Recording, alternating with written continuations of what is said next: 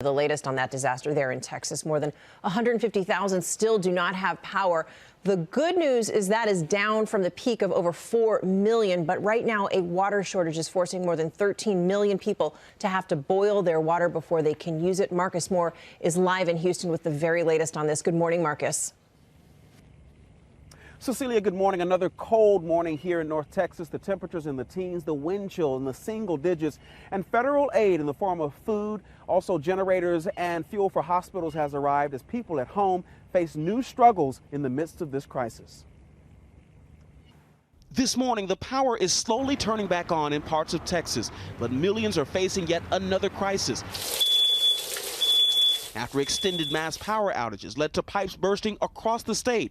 This morning, more than 13 million are being told to boil their water if they have any. Oh my God.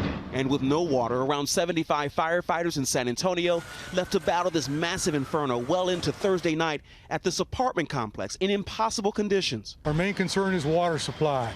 All these hydrants out here are frozen and there's no water. Firefighters forced to get their water down the street, those unrelenting flames ripping through the building. Once we make a little bit of advance on the fire, we run out of water. Officials say the fire was between the second and third floors and before long engulfed the building.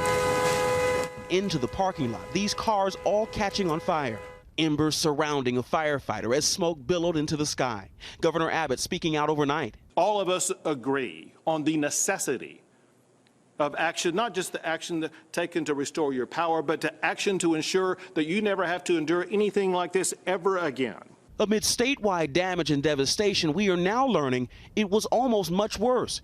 ERCOT, the agency responsible for managing 90% of the state's electricity, revealing that the Texas grid was minutes away from catastrophic failure on Sunday. It was seconds and minutes, given the amount of generation that was coming off the system. While the state avoided the worst-case scenario, millions of Texans still struggling to keep their families safe, warm, and dry. This mother was forced to burn her toddler's toys to stay warm, while rationing oxygen tanks for her 5-month-old son born with premature lungs. Hannah Griffin, who suffers from interstitial lung disease, needed to ration her oxygen supply for days. My story did not end in tragedy, but it could have. As millions finally turned their lights back on, many confronting horrific damage.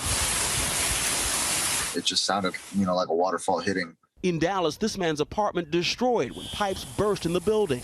It just kept getting worse. The wall was just splitting up in two.